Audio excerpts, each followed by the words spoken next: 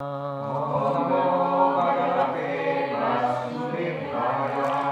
Namo Bhagavate Vasudevaya.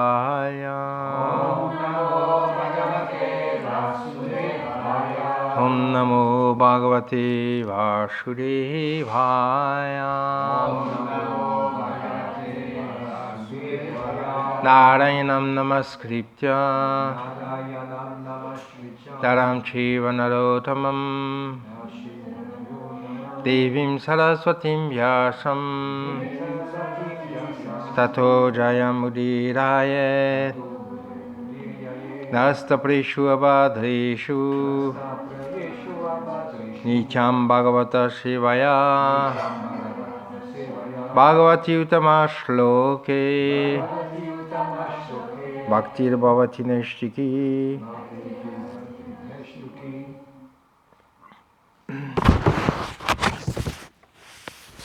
Nous lisons. Elle traduit.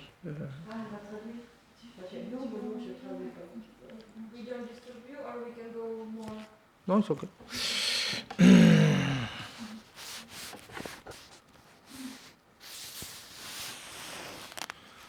So, nous lisons le Srimad Bhagavatam, 108, chapitre 9, versets 22 23.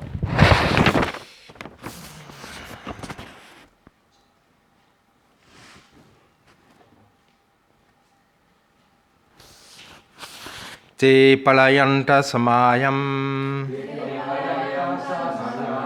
Te palayanta samayam. Asurasva kritam nripa. Asurasva kritam nripa. Tushnim samkrita sneha. Tushnim sankrita sneha. Stri vivada jugupsaya. Stri vivada jugupsaya. Te palayanta samayam. Asurasva kritam dripa. Tushnim sankritam sneha.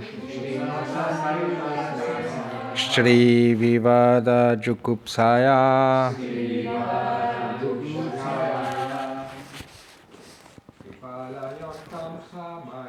Te parayanta samayam.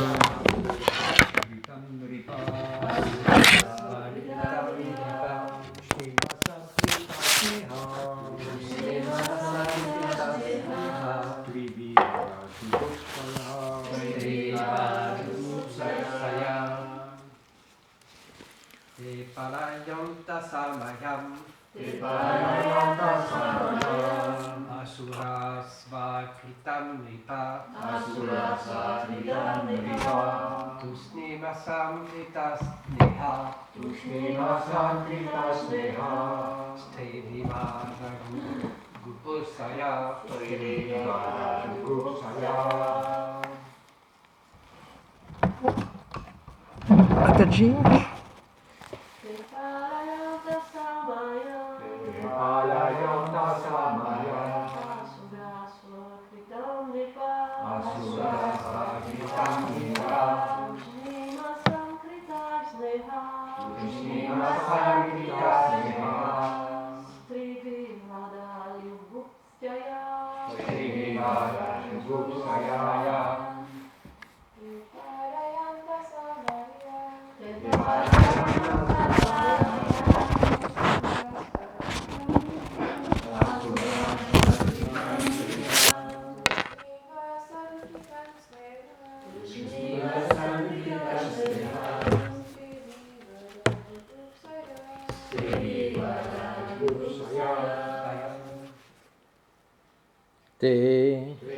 Les Asuras.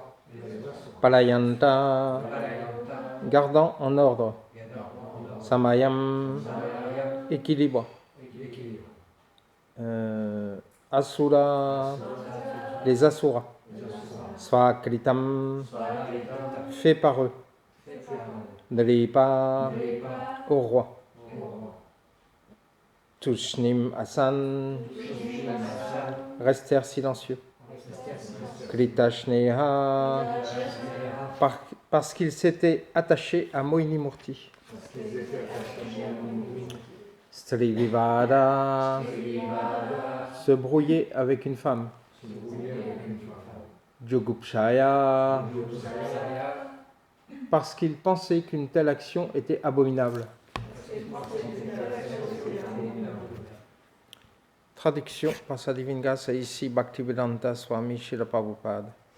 Au roi, comme les Asuras avaient promis d'accepter tout ce que la jeune femme ferait, que cela fût juste ou non, ils demeurèrent silencieux afin d'être fidèles à leurs promesses, de montrer leur maîtrise d'eux-mêmes et de ne pas se quereller avec une femme.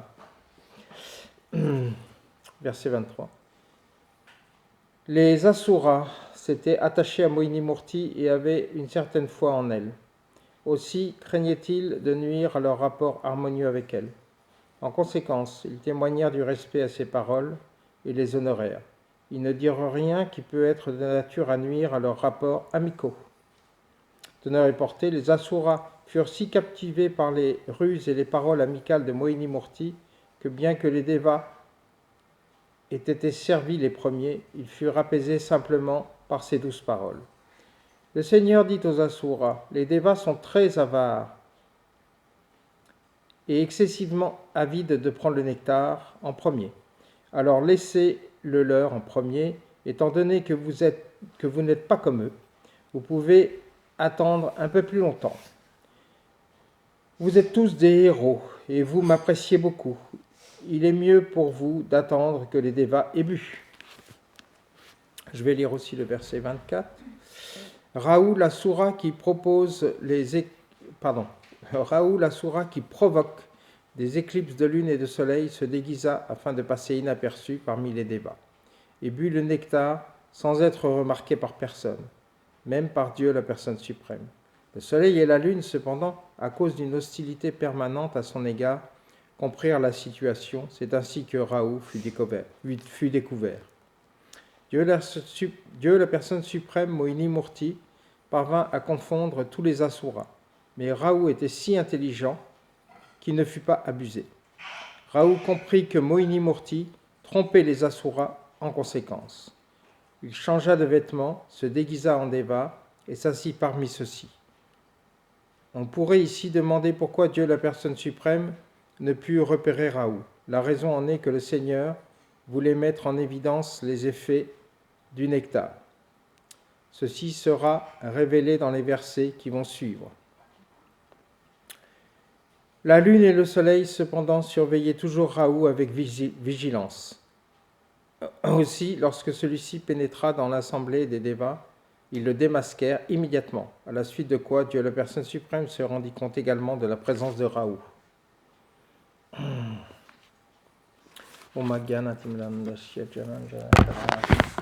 Chakshurmilitanyena tasmai Shri Gurave Namaha. Namam Vishnupadaya Krishna Pristaya Bhutale Srimati Bhaktisvarudamata Swamiti Namani. Namaste Saraswati Devi Gravani Charine Vishesha Shunavari. Paschachari Shatarini Vanshakalpatarubhya Chakri Pasindhubhya Ivacha Patitanam Pavanibhyo Vaishnavibhyo Namah.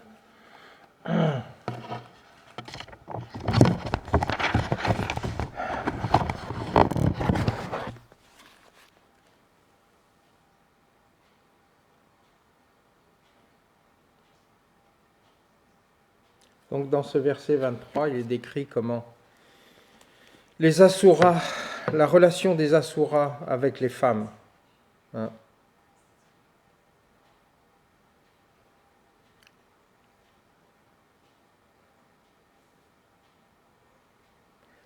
les Asuras sont toujours attirés par la femme, le principe féminin de Maya.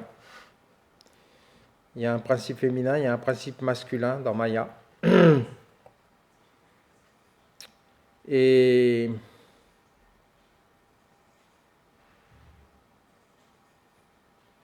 donc ils tiennent leurs promesses, hein, tout simplement parce qu'ils ont un intérêt, hein, c'est un intérêt en fait vis-à-vis de la femme, hein, l'intérêt d'agir comme le Purusha, c'est-à-dire d'exploiter. Hein. Là, malheureusement, ils n'ont pas beaucoup de chance de pouvoir exploiter Mohini Murti, qui est Krishna lui-même. Hein. Ils se sont fait avoir. Parce que leur technique, la façon de faire des Asuras, c'est ça, c'est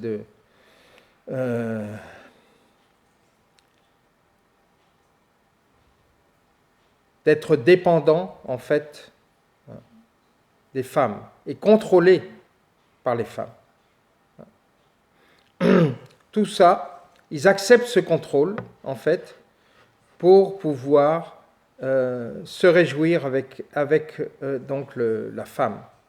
C'est ça le système des Asuras. Le système des Devatas, c'est complètement différent. Les Devatas, eux, prennent conseil, hein, de leur épouse ou d'une mère, hein, parce que, en fait, la mère ou l'épouse est la Shakti. Dans ce cas-là, ce n'est pas un objet d'essence, comme le voient les Asuras, mais c'est une source d'inspiration, hein, ce qu'on appelle la Shakti. Donc là, en fait, Rahu s'est glissé parmi les Asuras, hein, parmi les Devas. Il s'est glissé parmi les Devas. On a vu dans les versets précédents que tout le monde s'est bien préparé. Hein, c'était le sujet de la classe précédente que j'ai donné. Tout le monde s'est bien préparé pour cet événement. Hein. Et là, Mohini Murti donc, a trompé complètement les Asuras parce qu'ils étaient, hein, complètement omnubilés, hein, par sa présence, contrôlés, hein, par ses douces paroles et son apparence. Donc, et en plus par ses flatteries. Hein. On a vu que là, dans le verset, dans le monde matériel, chacun prend le rôle de Purusha. Hein. Les hommes flattent les femmes, et les femmes aussi savent flatter les hommes. Hein. Donc hein, ils disent, Mohini Murti dit aux Asuras, vous êtes des héros. Alors évidemment, quand un homme entend ça, il ne se sent plus. Hein. Tout comme un homme dit à une femme, tu es très belle, elle ne se sent plus. Hein. Et les femmes, elles disent, tu es fort, tu es un héros, tu es mon protecteur. Alors là, ils ne se sentent plus. Mais en fait, tout ça, c'est de cheating process. Hein. Chacun flatte l'autre, hein, en fonction des désirs matériels qu'il a dans le cœur, hein, pour obtenir quelque chose. Donc la flatterie est une sorte aussi d'activité sexuelle. Hein. On ne va pas s'étendre sur ce sujet, mais il y a différents stades d'activité sexuelle comme ça. Donc pour revenir à Rahu, lui, il s'est donc il s'est mis dans la ligne des Devas. Hein. Et en fait, Mohini Murti a fait semblant de ne pas s'en apercevoir. Hein, Krishna, Dieu la personne suprême, sait tout, à tout moment, hein, de par ses énergies. Parasya Shaktir Vivideva Shruyate. Hein, il connaît tout ce qui se passe, hein, que ce soit par une perception directe, dans ses propres divertissements, hein, il est omniscient, ou que ce soit à travers ses propres énergies, Parasya Shaktir. Beaucoup de différentes énergies, y compris jusque dans le monde matériel. En étant là, dans le monde spirituel, en fait, à tout moment, il peut savoir. C'est pas qu'il est embêté à chaque moment par les activités en fait des jivas dans le monde matériel, hein, par tous les problèmes. Il ne lit pas les journaux tous les jours, il n'est pas sollicité par les médias, mais s'il veut savoir, à n'importe quel moment, il peut savoir à travers son énergie. Hein. De sorte que si un jiva, par exemple, lui adresse une prière, à un certain moment, il reçoit, à travers ses énergies, il reçoit cette prière, à travers le paramatma, en l'occurrence, hein, qui est une de ses donc, manifestations. Et lui, voilà, il peut décider de répondre à cette prière ou de ne pas répondre. Hein. Mais il a cette capacité de s'absorber dans ces divertissements éternels à Goloka Vrindavan et en même temps d'être omniscient tout ce qui se passe dans l'univers. Et Krishna donc agit à travers toutes ces différentes énergies. Quand on dit par exemple, déjà il y a Krishna au départ, et ensuite Balaram, et ensuite le Chaturvyuha. Donc voilà comment l'univers matériel est créé, comment l'univers matériel est manifesté.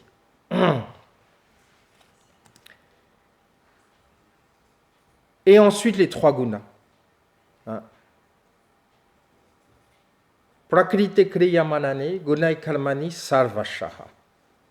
Ahankara vimudatma kartaham iti manyate. En fait, tout est accompli par les trois gunas. Mais comment par les trois gunas? Ce n'est pas les trois gunas qui font tout. Alors, vous voyez une belle peinture dans le Srimad Bhagavatam, où vous avez ou le Bhagavad Gita, vous avez les trois gunas, qui sont comme des... Voilà, qui guident, en fait, les marionnettes. Parce qu'en fait, nous, avec le corps matériel, on ne peut rien faire. C'est ça qui est extraordinaire. On pense, là, on lève la main, toc, toc, oui, c'est nous, on commande tout ça. Non, ce n'est pas commandé comme ça. C'est même pas commandé, c'est commandé par notre cerveau, mais, voilà, pour lever cette main, donc vous avez toute une description dans le Srimad Bhagavatam, je ne sais pas si c'est dans le 5e chant, je ne suis pas sûr, mais bon, il faut vérifier, où vous avez tous les devas qui dirigent, en fait, toutes les parties du corps de l'être humain. C'est incroyable. Donc, les sourcils, les bras, les jambes, etc. Voilà, marionnettes. Nous sommes des marionnettes. Donc, les gunas, Tribir gunamai bhaver.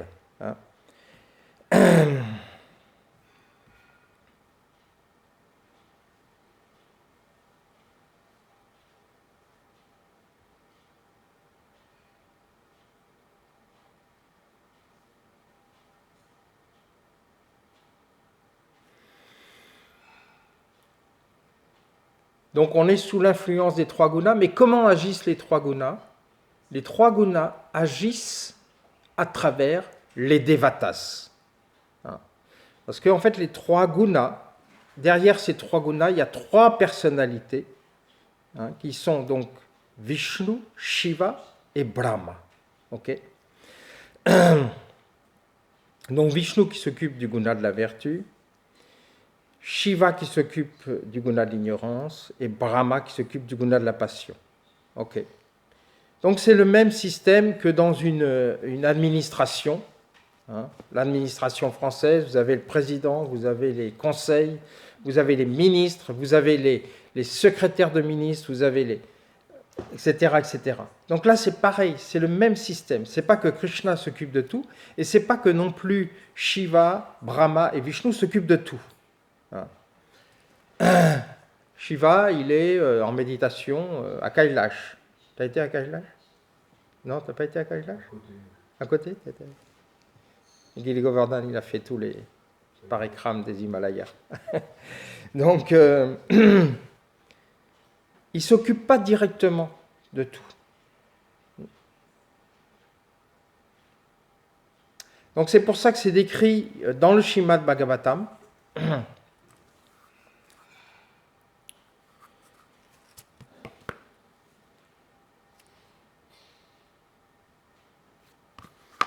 En fait, les influences, les contrôles de Prakriti Kriyamanani Guna Karmani Salvasha.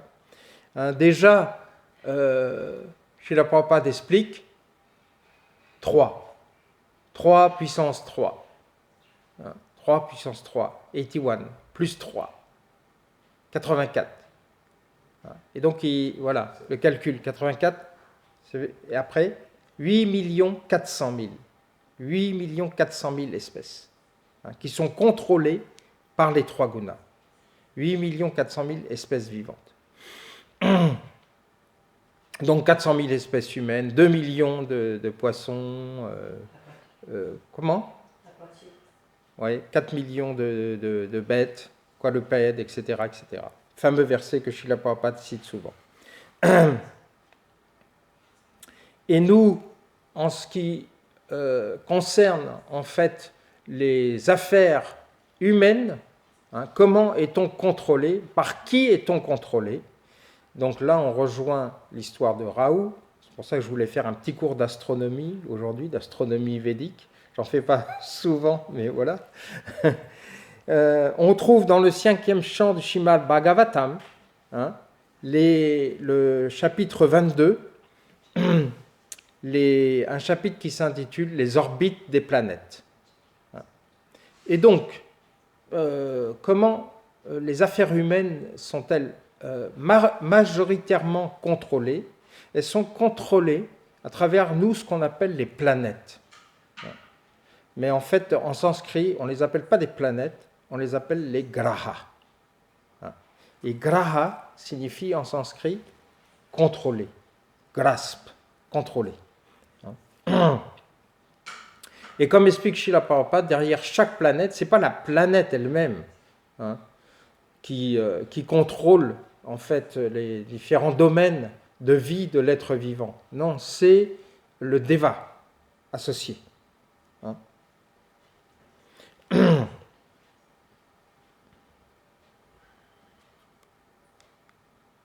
Donc nous avons la plus importante planète de tous et le plus important des devas dans cet univers qui est Surya, le soleil. On l'appelle aussi Surya Narayan. D'accord ? Pourquoi ? Parce qu'il est associé avec Narayan, il est associé avec Krishna. Pourquoi ? Parce que en fait, le soleil est la source de vie, la source de chaleur, la source de lumière, la source de la santé, de la santé des corps matériels, la source de toute la joie. Quand on regarde un ciel nébuleux comme on le voit maintenant, et quand on regarde un ciel ensoleillé, notre mental déjà change. Ah, du soleil, super, on est content, on est heureux. Le soleil apporte beaucoup de choses très positives. Donc on le compare à Narayan. C'est pour ça qu'on l'appelle des fois Surya Narayan.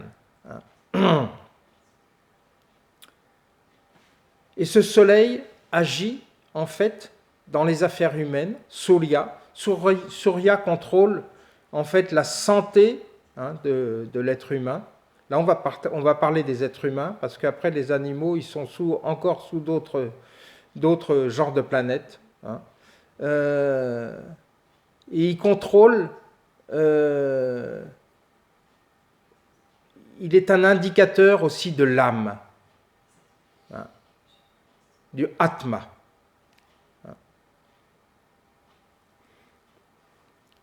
Donc, on a le soleil qui est le centre, le centre de l'univers, en fait.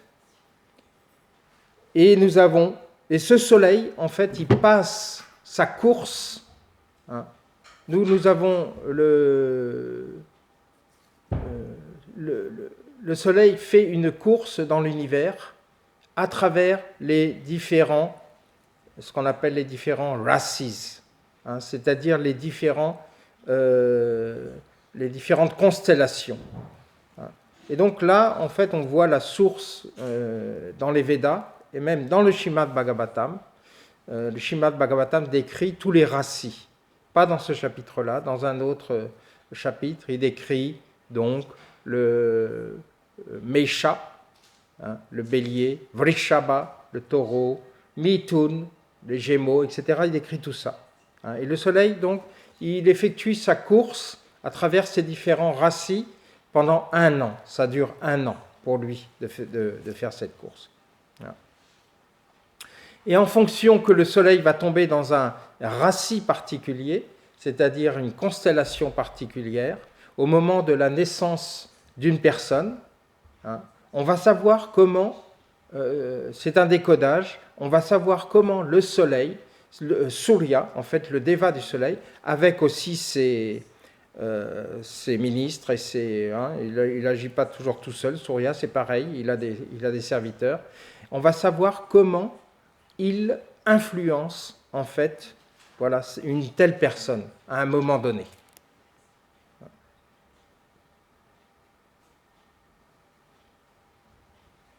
Donc on sait par exemple si le soleil se trouve dans le rasi du Shinga, hein, qui est décrit dans le Srimad Bhagavatam, le lion, à ce moment-là, la personne a de grandes chances qu'elle ait une bonne santé et qu'elle soit un leader dans la société.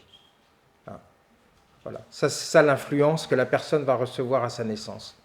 Et on sait que si le soleil se trouve dans la balance, c'est une personne qui n'aura pas beaucoup d'influence dans la société.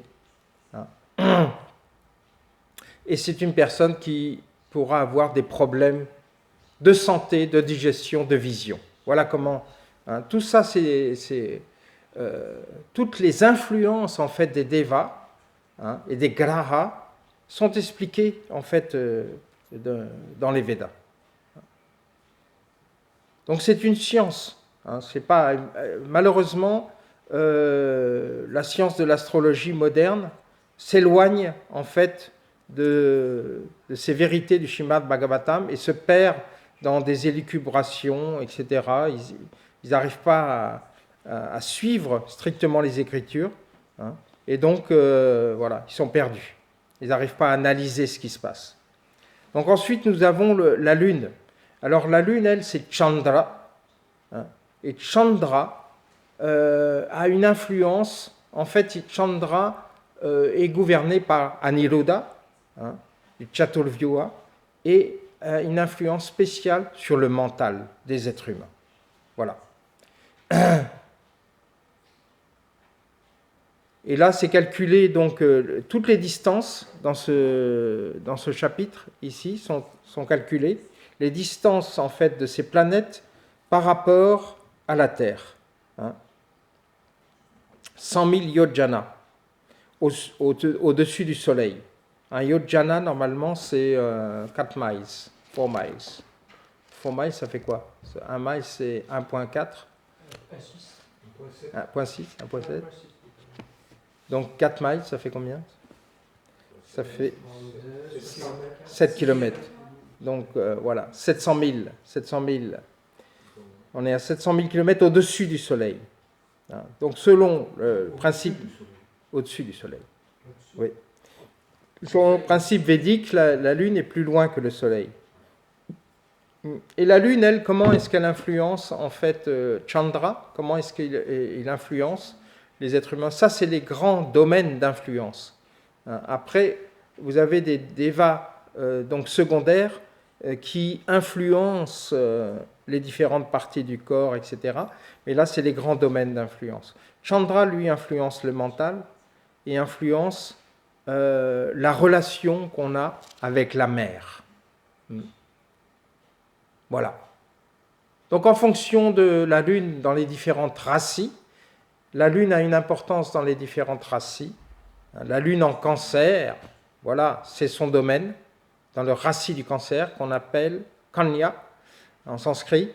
Donc, c'est une personne qui va être généreuse vis-à-vis des autres, qui va avoir une sensibilité vis-à-vis de tout le monde, et qui va avoir une très bonne relation avec sa mère, et qui va être aussi maternelle. Si c'est une femme, ça sera une personne maternelle. Et c'est une personne qui aura un mental pur. On voit dans le Srimad Bhagavatam, 10e chant, Krishna né avec la lune en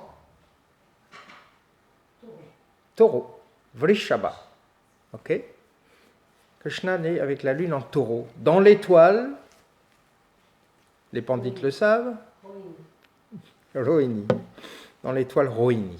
Donc la lune, elle voyage à travers les racis, comme le soleil, d'accord? Et elle voyage aussi, mais elle s'arrête dans les maisons lunaires, qui sont ses épouses. D'accord? Ce qu'on appelle les étoiles. Les étoiles ou les nakshatras. D'accord? Donc elle en a 27. Tous les 2 jours et demi, elle change. Krishna, lui, il avait 16 000 épouses, la lune en a 27. La lune, on dit la lune en français, mais en fait, c'est un deva, hein, c'est masculin, c'est Chandra, en fait. Je ne sais pas pourquoi on dit la lune. En anglais, on dit the moon. The moon, c'est quoi? C'est masculin, c'est féminin? C'est neutre, c'est pareil. Et en allemand, je ne sais pas comment on dit. En grec aussi, c'est féminin, masculin? Pourquoi est-ce que la lune elle a cette connotation féminine? Parce que la lune, en fait, c'est une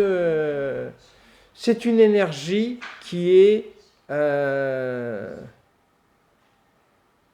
elle est maternelle. Oui.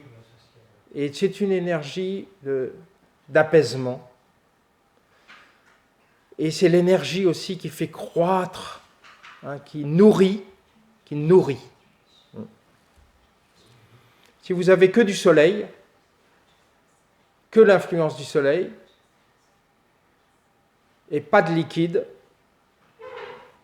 pas d'influence de la lune avec les marées, les eaux, les liquides, on tombe sur le désert. Hein.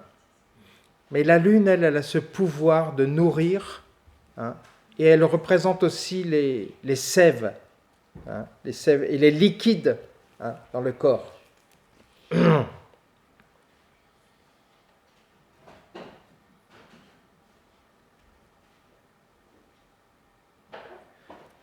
Et au-dessus de la lune, qu'est-ce qu'on a? On a Shukra. Shukra, c'est Vénus. Si vous regardez, c'est la première planète que vous voyez le matin à l'est.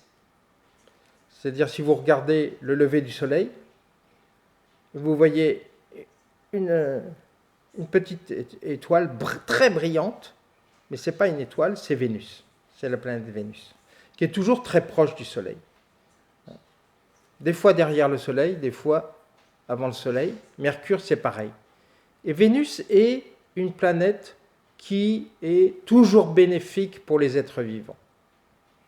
Elle apporte l'opulence, hein, et contrôle le système de reproduction dans les êtres vivants. D'accord? Ce qui est considéré par les êtres humains comme une bénédiction.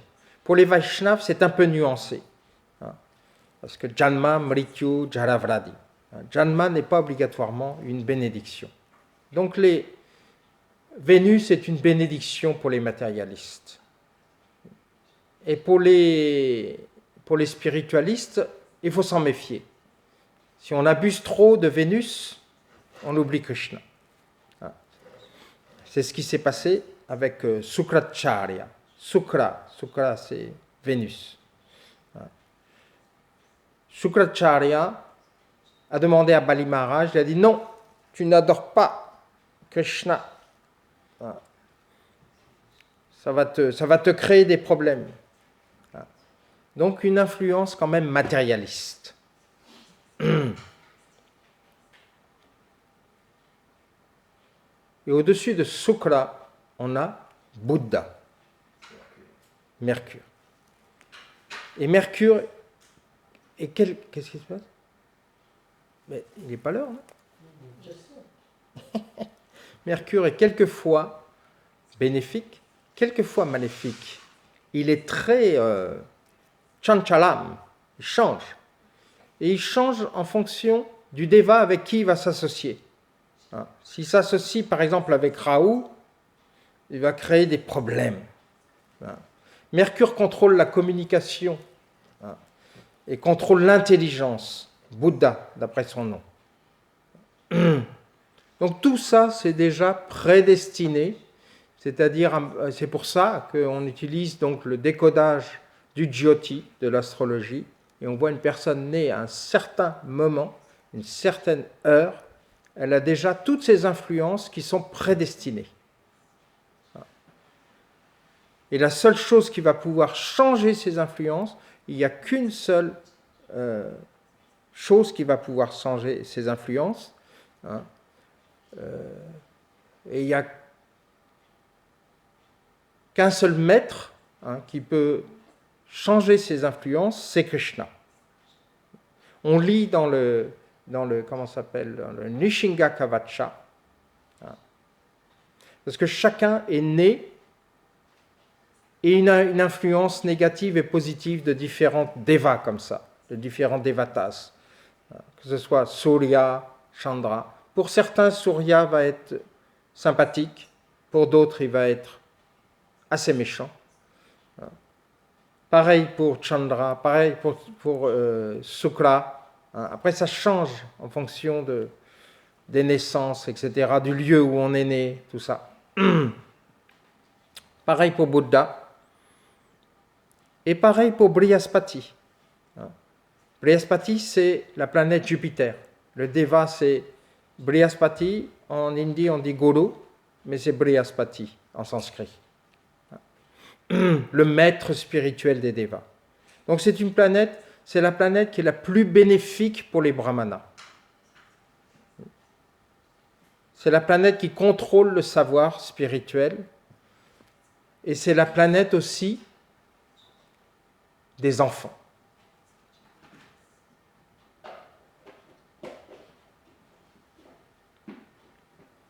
Donc dans le Nishinga Kavacha, on trouve une prière au Seigneur Nishingadev.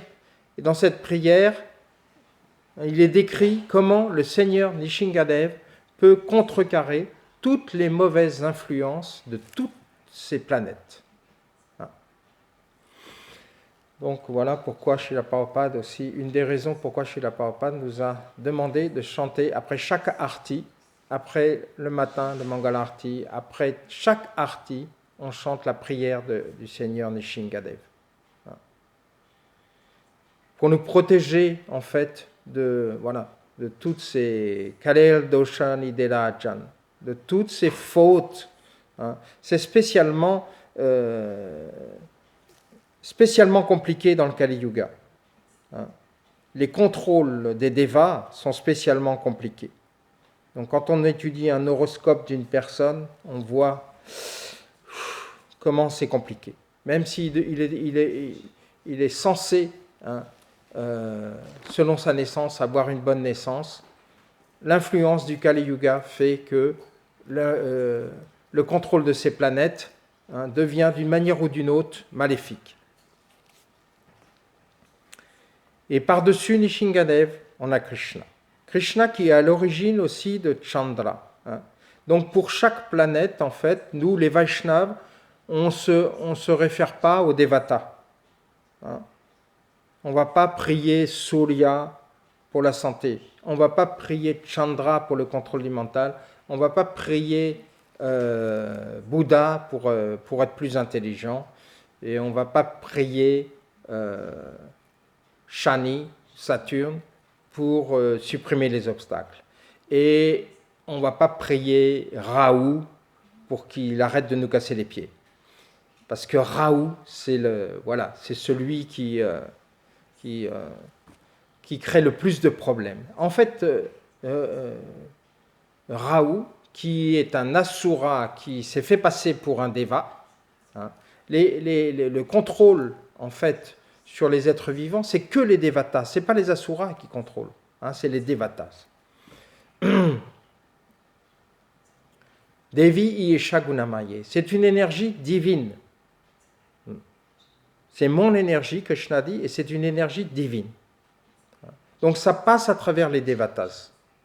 Ça ne passe pas à travers les asuras, mais là, dans le cas de Rahu, c'est un asura qui s'est mis avec les devatas. Et là, non seulement il a reçu l'immortalité pour sa tête, mais il a reçu aussi le service de contrôler. Et lui, qu'est-ce qu'il fait? Il incite, donc c'est un symptôme spécifique du Kali Yuga, il incite les gens à l'intoxication, l'abus des médias, voilà, toutes les activités pécheresses, toutes les discordes, toutes les hypocrisies, voilà, tout ça passe par lui. C'est lui, c'est son cadeau, son influence, l'influence d'Asura déguisée en Devata. Donc on ne va pas prier Rahu non plus individuellement. S'il te plaît, Rahu, épargne-nous. Non.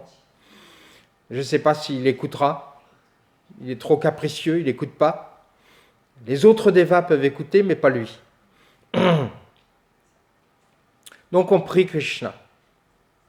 Et on voit qu'au-dessus de chaque devata de chaque planète qui contrôle les affaires humaines, il y a une incarnation de Krishna. C'est ça qui est extraordinaire. Donc, au-dessus de Chandra se trouve, pas toi, Sita, parce que toi, tu connais beaucoup de choses. Au-dessus de Chandra, ça vous dit rien, Chandra, comment je veux dire, la lignée de Chandra. Qui est l'incarnation de Krishna? Non. C'est Krishna lui-même. Krishna est né dans la lignée de la lune, si vous lisez le Srimad Bhagavatam, 10e chant. D'accord? C'est lui qui contrôle. Donc, si vous avez des problèmes de contrôle de mental, adressez-vous à Krishna. Voilà. C'est bien, ça tombe bien. Mahamantra. Au-dessus de Surya, qui se trouve au-dessus de Surya? Non, là on parle donc on parle directement des avatars, les avatars directs qui font partie des Dasha avatars, les avatars principaux de Krishna. Ramachandra? Oui, Ramachandra. Ramachandra qui est né dans la Surya Vamsa, d'accord, la lignée du soleil. Donc, éventuellement, si vous voulez prier pour la bonne santé de quelqu'un, ou la capacité d'être généreux, de distribuer, de vous protéger dans votre service offert aux autres, on peut s'adresser à Ramachandra. Et pour Bouddha, c'est Bouddha. Bouddha, c'est Bouddha. Ok? Bouddha Sarira. Et pour Sukra, c'est qui l'incarnation de Krishna?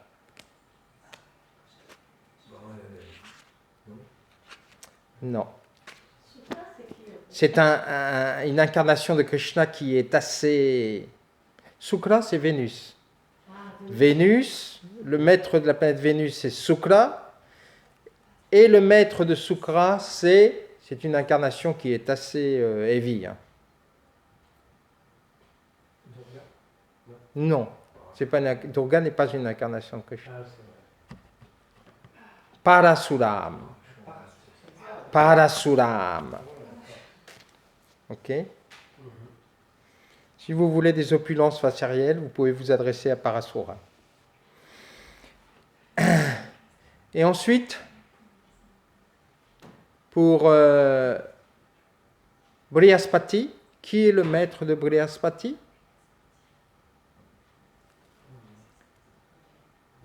Brihaspati, c'est quelle planète? C'est Jupiter. C'est mieux d'aller par planète, parce que c'est difficile. Ah. Donc Jupiter, Brihaspati et Vamanadev. C'est pour ça que, si vous voulez parler de la protection de votre enfant, de vos enfants, voilà, vous pouvez vous adresser à Vamanadev, qui lui était un enfant aussi. Vamanadev. Et le maître de Shani, de Saturne, c'est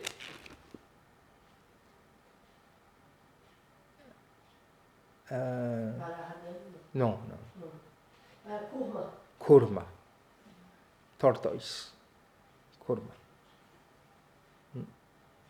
Saturne va très lentement. Il passe dans une rassi, il reste dans un rassi, c'est-à-dire dans un signe. Tous les deux, il change 2 ans et demi. Donc là, on a une influence de Saturne qui n'est pas trop mal actuellement pour tout ce qui est d'affaires agricoles, de concentration, d'études. Pour ceux qui veulent étudier, en ce moment, c'est pas mal. Ils peuvent se concentrer. On a des choses extérieures, toutes les activités extérieures sont réduites, on s'est aperçu. Et toutes les activités d'expansion sont réduites.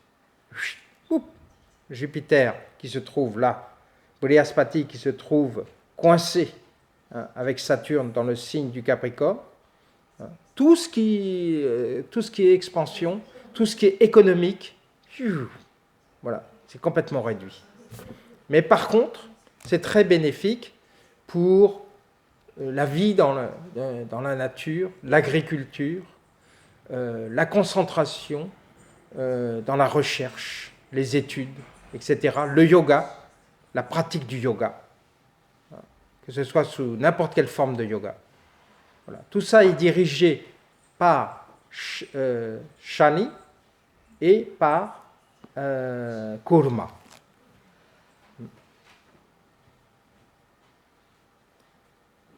Et Rahu, on termine avec Rahu, il est dirigé quand même, il a réussi à obéir à quelqu'un quand même. Il obéit à... Oui, Varadev. Varaha. Donc si on veut éloigner les maléfices de cette planète, on s'adresse à Varadev. On peut lire les divertissements de Varadev, l'adorer. Il y a différents shilas en fait comme ça. En fait, maintenant, on a eu Varadev. On a Varadev ici. Varaha, je peux le rapporter. Ça a été installé parce que en fait, l'influence de l'Ouest là-bas n'est pas très bon. Comme ça. C'est lui qui est en charge de l'Ouest. L'énergie de l'Ouest. Donc plutôt que de maintenir le mur qui n'a pas bien abouti, qui n'était pas très beau, ils ont installé la Murti de Varadev. Voilà. Astronomie, Jyotish, une grande science. Et Matsya, c'est les pieds du démon. C'est Ketu. Matsya. Donc tout est contrôlé par Krishna. On dit voilà, vous êtes contrôlé par telle planète, mais ultimement tout est contrôlé par Krishna. Ketu, c'est quel démon? Matsya.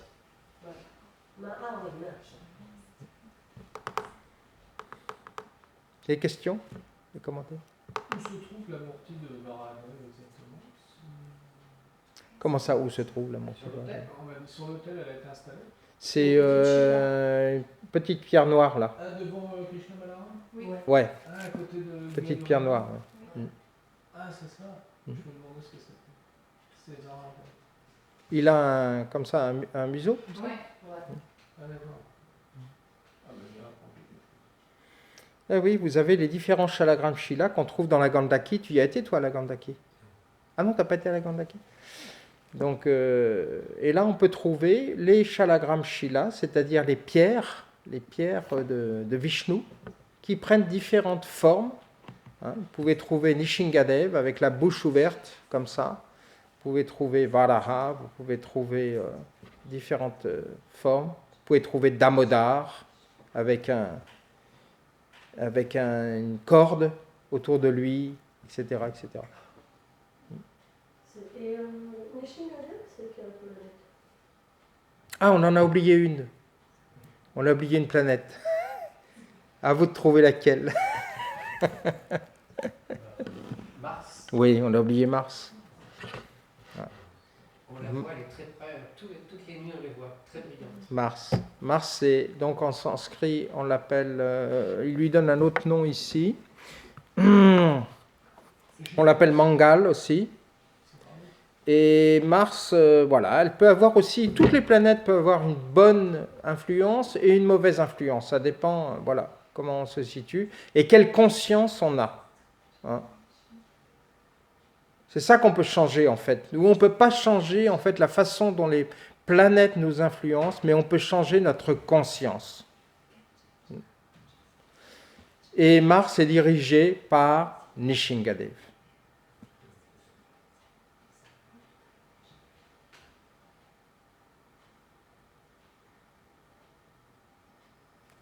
Ok, 9h05.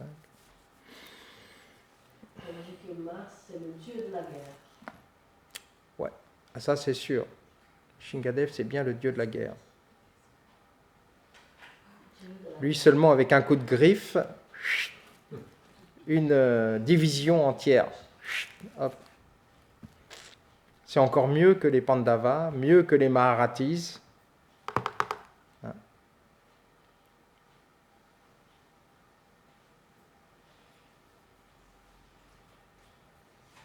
Ok?